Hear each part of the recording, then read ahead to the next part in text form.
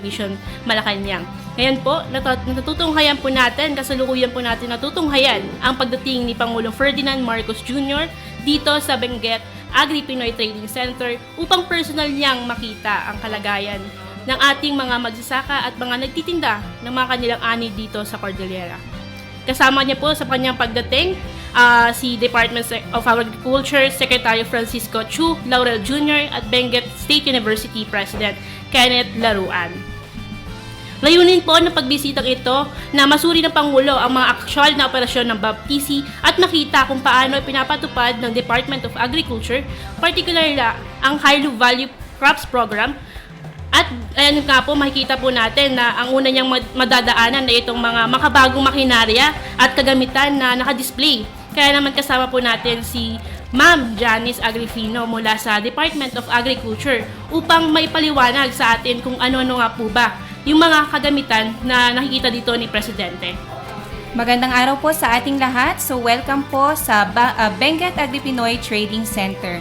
So ang mga nakikita po ninyo ngayon dito ay mga naka-display na iba't ibang interventions mula sa ating Department of Agriculture High Value Crops Development Programs. So ang mga interventions po ito ay tulad ng grass cutter, walking type agricultural tractors, mga black nets at iba't ibang klase ng fertilizers tulad ng foliar fertilizer at organic fertilizers. Meron din po tayong mga HDPE pipes, multi-commodity dryers at pump and engine sets with drum.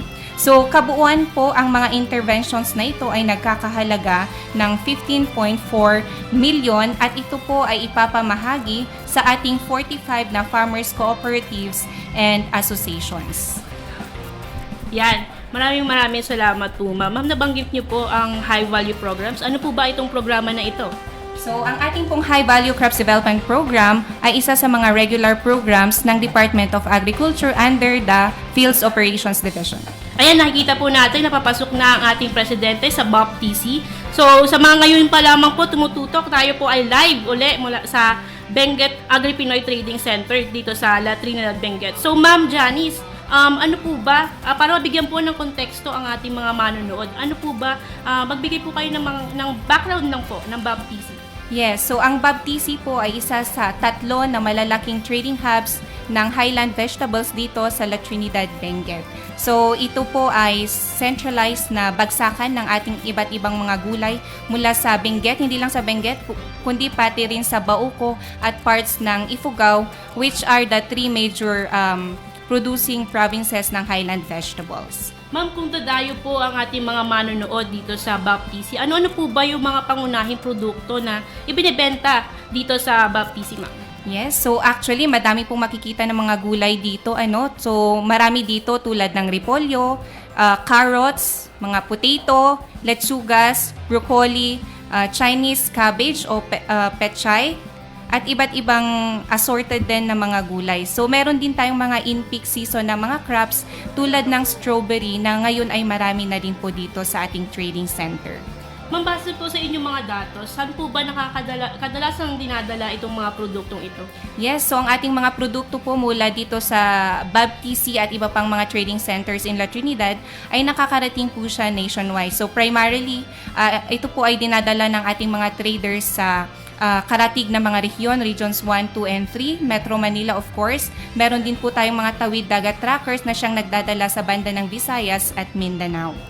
Ma'am, hindi po sa lahat, gaano po ba kalaki yung naitutulong ng BAPTC sa ating mga lokal na magsasaka? Ma'am, napapadali po ba nito yung pagbebenta nila o pagpapalawak ng kanilang merkado? Yes po, actually ma'am, kasi ito ay centralized na nagbagsakan ng mga gulay. At least kung idadala na lang dito ng ating mga farmers ang kanilang mga gulay, dito na din po ang trading, dito na po lahat mangyayari yung mga marketing activities. So hindi na po sila individual na maghahanap ng kanilang sariling buyer, ipupunta na lang po nila dito at meron na po silang mga buyers. At meron na rin po tayong mga market facilitators na mag-a-assist sa kanila. So actually po sa datos ng ating BAPTC, annually po, the BAPTC moves 165,000 metric tons of agricultural produce and it is valued at about 64 billion pesos o kaya 17 million pesos daily.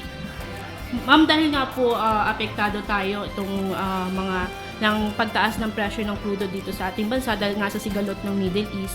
Ano po ba yung mga hakbang na ginagawa ng ating pamahalaan para po matulungan natin itong mga magsasaka tulad po ng mga nasa BAPTC? Yes po. So on the part po of the Department of Agriculture, in-intensify po natin ang ating Kadiwa ng Pangulo programs and activities tulad ng Kadiwan Wheels, mga trade fairs at iba pa para sa gayon ay makapagbigay tayo ng further assistance sa ating mga farmers tulad ng hauling, ng transport assistance kung saan kinukuha natin mismo sa kanilang farms ang kanilang mga produkto at dinadala sa trading center tulad ng BAPTC o kaya naman ay sa kanilang identified market destinations sa ibang rehiyon. So as of April 14 po, the Department of Agriculture has already facilitated yung hauling at saka marketing ng different na agricultural produce of about 27 metric tons at ito po ay nagkakahalaga ng about 1.6 million pesos. So meron pa po tayong mga madaming schedules ng Kadiwa activities in the coming weeks para po sa gayon ay tuloy-tuloy nating matulungan ang ating mga magsasaka dito sa Benguet at mga karatig probinsya.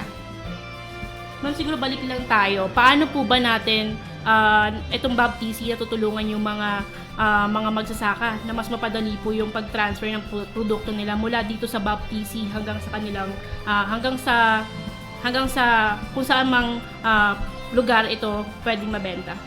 Yes, ma'am. So, dito po kasi sa Benguet Agri-Pinoy Trading Centers, meron na po tayong mga market facilitators na siyang per commodity na rin siya. May iba't iba siyang mga spot areas.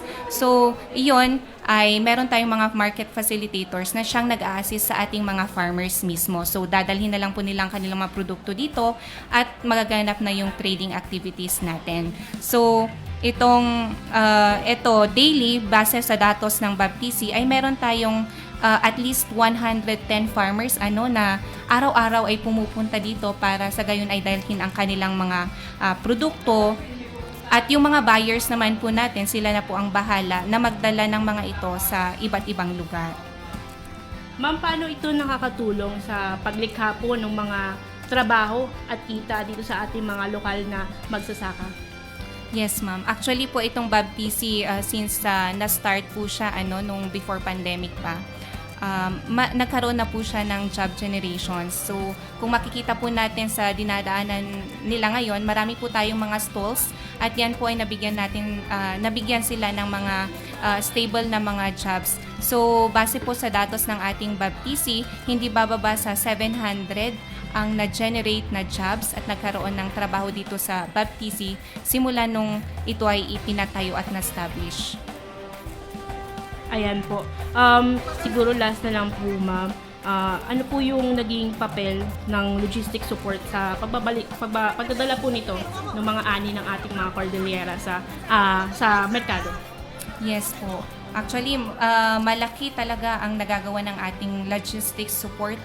Dahil kung wala tayong logistics support, medyo mahihirapan tayo na malink yung marketing ng products ng mga farmers doon sa ating mga consumers na usually ay nasa mga urban areas, nasa mga big markets tulad ng National Capital Region at sa Visayas at Mindanao. So, through the logistics support, yung mga trackers natin, and even po yung pinoprovide ng Department of Agriculture, mas napapabilis natin, nababawasan din natin yung gastusin ng mga magsasaka.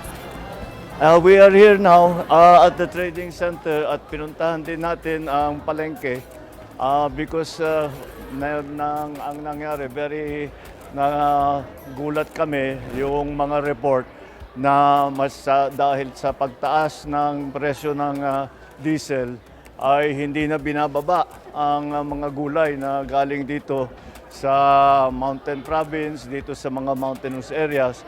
Kaya tinignan natin, hinanapan natin ng paraan. Kaya unang-una, binaba natin ang presyo ng diesel ng 10 piso. Tapos yung mga charges ng mga local government, winave na muna. Tapos tinanggal na rin natin ang toll fee para sa mga truck na bumababa. Yung 10-wheeler yata 3,000 ang binabayad. Yung 4-wheeler, 1,000 ang binabayad. Ngayon, hindi na sila kailangan magbayad for a short time hanggat matapos itong problema natin sa pagtaas ng presyo ng langis. Patuloy lang namin ang ginagawa, pati yung mga driver na nangangailangan ng tulong, sinama namin sa tupad program ng DOLE. At ito yung aming tulong para naman, unang-una, matiyak ang ating food supply. Pangalawa, matiyak na hindi masyadong mabigat ang nararamdaman ng ating mga farmer, ng ating mga producer, ng ating mga wholesaler. At matiyak nga na ang food supply naman natin ay patuloy para hindi tayo magkaproblema doon sa presyo ng pagkain at saka sa supply ng pagkain. Mabuti naman at mukha namang dahil sa mga ating inisyatiba na ginawa ay mas nagkakaroon ngayon ng yung sistema ay umaandar na at patuloy naman ang ating mga initiative kung meron pa, kaya mabuti at nakausap ko yung mga iba na nagtitinda rito para yung kanilang mga suggestion kung ano sa palagay nilang kailangan pang gawin. Kaya patuloy ang aming pag-aaral at patuloy ang aming pag-monitor para tiyakin na lahat ay makakaramdam ng tulong ng pamahalaan ngayon sa dinadaan natin na problema at sa krisis na naging bunga ng gera sa Middle East. Maraming salamat. Just like na, nangimbang mabigat.